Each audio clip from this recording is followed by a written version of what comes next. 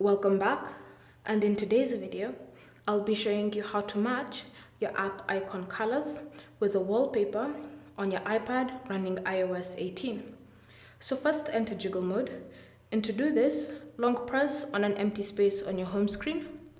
Then from here, tap on Edit, then select Customize. At the bottom you should see a panel, and with it you'll have Automatic, Dark, Light, and Tinted. So from here, select Tinted, and your app icons will change to the first color that they find on your wallpaper. So to customize and to choose a different color from your wallpaper, then tap on this color picker tool here.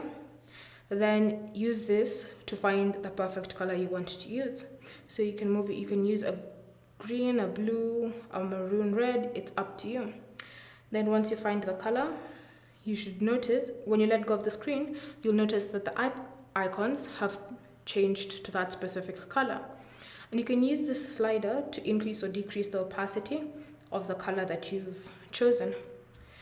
Thank you for watching. If you have any questions or comments, leave them down below and we'll get back to you.